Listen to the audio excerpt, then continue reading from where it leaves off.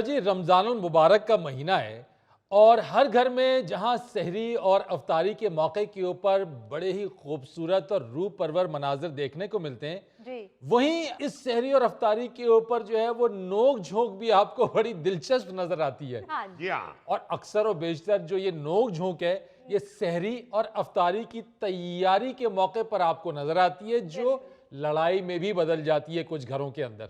Yes. और अक्सर ये झगड़ा अफ्तारी तैयार करने की वजह से होता है। शौहर के मेहमान आ जाएं तो उसकी मर्जी की अफ्तारी बननी चाहिए, बिल्कुल। और अगर बीवी के मेहमान आ जाएं तो उसकी मर्जी का खाना बनना चाहिए। बिल्कुल। ओ जी, खाना तो जो बनना था वो तो बन गया। इस जनाब ने तो फ्रूट चाट पे रट्टा डाल लिया। ओहो। मैंने सिर्फ इतना कहा, मैंने फ्रूट चाट बनानी है, सारा सामान आती दफा लेते आइएगा। ये जनाब मुंह उठा के सिर्फ 2-3 चीजें ले आए हैं। ओहो भाई, जब दही भल्ले बने हुए थे तो फ्रूट चाट की क्या जरूरत थी? और जनाब ने जो लिस्ट फ्रूट चाट की दी थी वो भला क्या थी?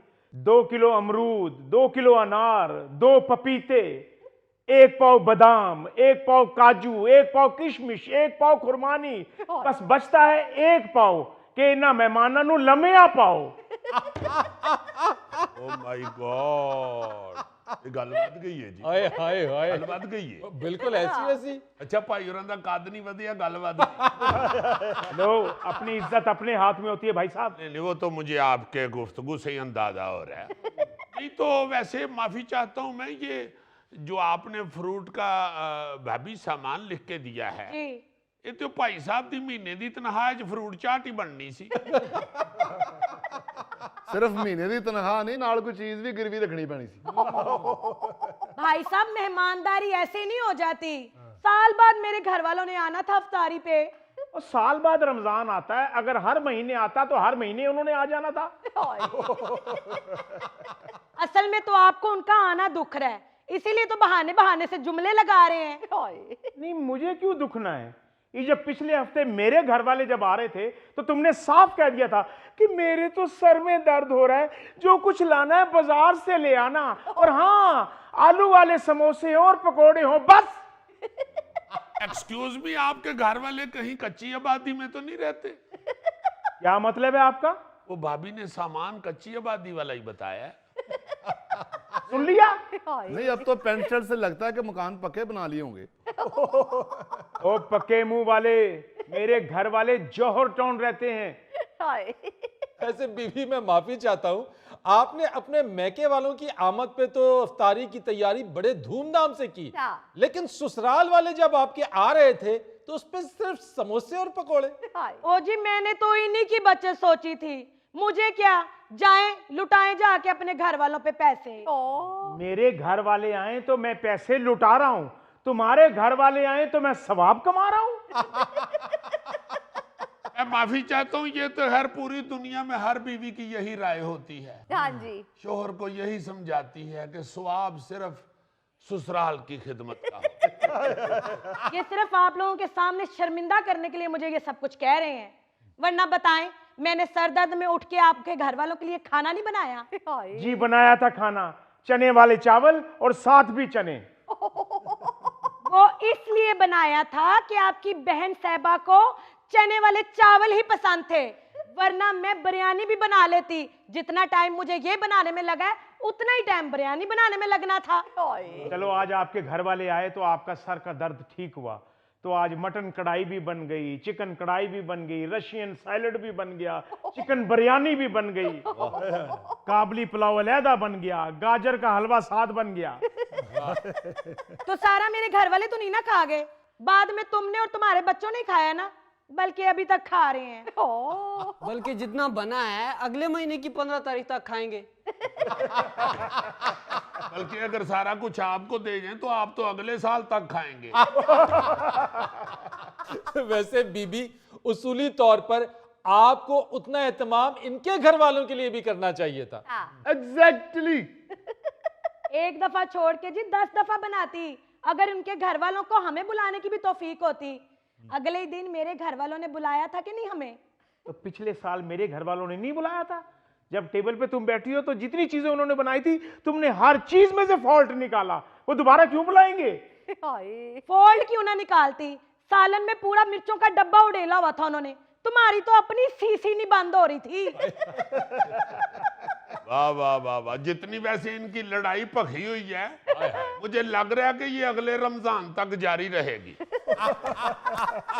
ओ जी यही करता है ये, जब भी मेरे घर वाले आते हैं तो इतना मुंह फुला लेता है। हालांकि मेरे घर वाले जब भी आते हैं इतने फलों के भरे हुए शोपर लेके आते हैं, और इसके घर वाले मुंह उठा के खाली हाथ ही आ जाते। मेरे अब्बा जी ने जाते हुए तुम्हें 5,000 रुपया दिया था, कोई तुमसे सिगरेटों की डब्बी नहीं थी खरीदी उन्होंने, सिर्फ इसीलिए दिए थे कि जल्दी में वो कोई चीज लेकर नहीं आए थे। ओहो, मुझे पहले इसकी शक्ल देख के लग रहा था कि इसके अब्बू सिगरेट पीते हैं। तो तुम्हारी शक्ल से क्या लगता है तुम्हारे अब्बू सरदाई पीते हैं? क्योंकि एक दफा मेरी बीवी ने कोफ्ते बनाने से इनकार किया था, मैंने टकरे मार मार के ना सर पे कोफ्ते डाल दिए। ओ भाई क्या फजूल बात कर रहे हो, बीवी पे हाथ उठाते हो। और नहीं जी, अल्लाह माफ करे, मैं ऐसा बंदा नहीं हूं। मैंने दीवार में टकरे मार मार के अपने सर पे कोफ्ते बना लिए। लो, क्या फायदा ऐसे कोफ्तों का जो बंदा खा भी न सके। ओ गोगे, हर चीज खाने वाली नहीं होती। फरीद साहब, टीचर इसे पेपर में अंडा देता था, ये कहता था क्या फायदा है इस अंडे का जो बंदा खा ही नहीं सकता। ऐसे मैं माफी चाहता हूं, दुनिया मुरीख तक पहुंच गई है और हम अभी तक मियां बीवी की लड़ाई तक ही पहुंचे। हाँ जी, ये मियां बीवी की लड़ाई भी ये कि मेके ने आना है तो क्या पकाना है, ससुराल ने आना है तो क्या पकाना है। हाँ जी। वैसे मैं आपको गिटकू साहब एक बात बताऊं, एक्सक्यूज मी, अपने से बात करो। नहीं ठीक है आई एम सॉरी। मेरे साथ मेरी फैमिली है और आप गिटकू कह रहे हैं। नहीं सॉरी पोटा साहब, मैं माफी चाहता हूँ। असल में पोटा साहब बात पता क्या है, इस पे मेरी हंसी निकल रही है कि है वाकई पोटे जिड्डा। मैं ये कहना चाह रहा हूँ कि ये मामला इस तरह सुलझ सकता है कि अगर उनके मेके आए तो उठ के आप किचन में जाएं और इनकी हेल्प करें। हाँ जी। ओके, फिर उनके मेके आए तो आप जाके तो हेल्प करें। बिल्कुल। अगर दोनों मिलके बनाना शुरू कर देना, आप उनके मेकों के आने पे जो बन रहा है उस पे ना खिंचें, फिर मेरा ख्याल है वो भी आपके मेकियों के लिए खुशी से खाना बनाएंगे। यस, अब मैं दफ्तर जाऊं या इसके साथ किचन में भी काम करूं? तो जब आपके अपने माँ बाप आते हैं तो फिर आप दफ्तर से छुट्टी कर लेते हैं। हद हो गई यार, जब माँ बाप आएंगे तो छुट्टी करना तो बनता है। तो ससुराल भी माँ बाप हैं, उनको भी माँ बाप समझें, उनकी दफा भी छुट्टी करें, वरना आपकी छुट्टी हो जाएगी। ऐसे भाभी आप उनकी बात पे तो बड़ा जोर जोर से सारे ला रही हैं, आप भी थोड़ा सा जाने दें, आपकी मेहरबानी। अगर भाई साहब ऐसे ही लड़ते झगड़ते रहे तो सवाब नहीं मिलेगा आपको, बरकत नहीं आएगी घर में। यस, ये जो आप गोगा जी पे बरकत देख रहे हैं ना, कभी नहीं लड़ता जड़ता, जो आगे रखन खा जाता है। मगर अजीजी, गोगे के ससुराल वाले गोगे को समझ भी तो गए हैं ना। यस, जब खाना खाते हैं बड़े प्यार से आराम से बिठाते हैं गोगे को साथ। वाह, केले खाएं छिलके इसके आगे, खरबूजे खाएं छिलके इसके आगे, अमरूद खाएं बीच में से बीज निकाल के इसके आगे, यहां तक कि आम चूस के गिटकी इसके आगे,